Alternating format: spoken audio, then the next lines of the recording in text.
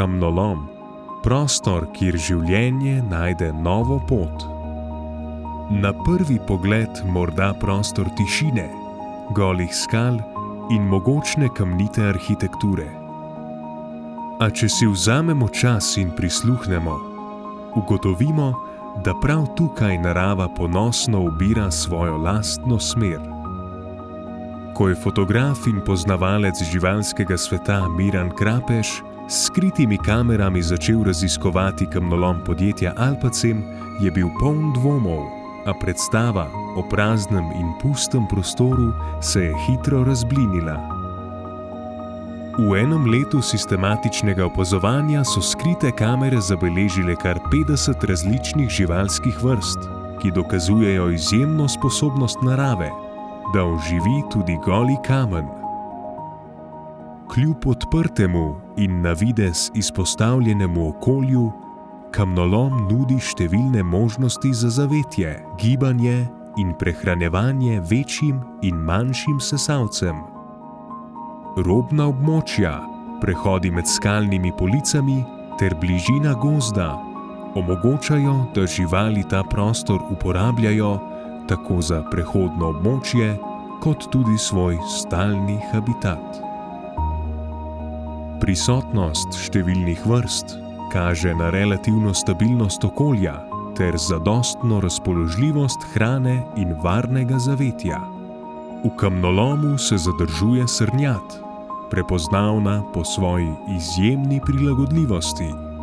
Najpogosteje se zadržuje na robnih območjih, med gozdom in odprtimi površinami, saj tam najde najboljšo kombinacijo varnega kritja in hrane. V jesenskem času stene kamnoloma preplavi mogočna jelenjad.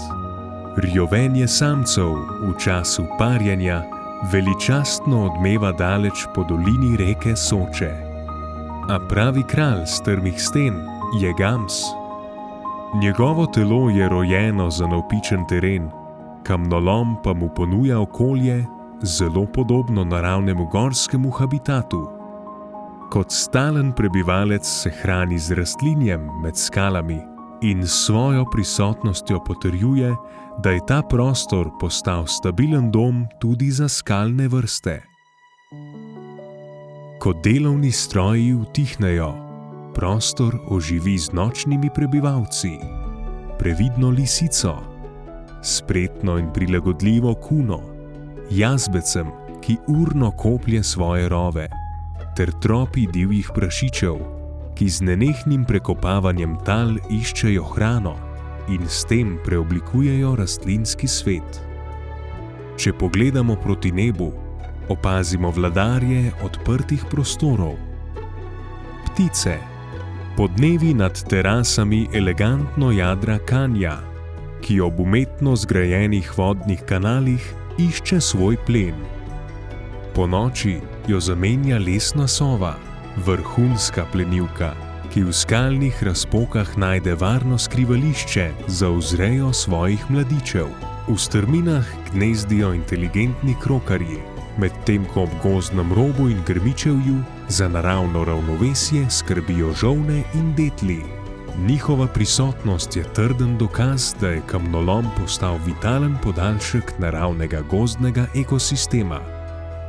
Le korak stran, na osončenih skalah, zavetje iščejo plazilci, kuščar martinček ter kačji belouška in strupeni modraz.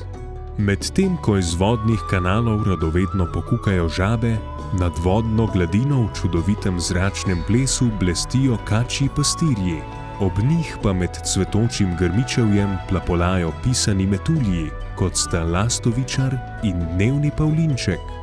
Ti drobni prebivalci potrjujejo, da so v kamnolomu zaživeli povsem naravni ekološki procesi.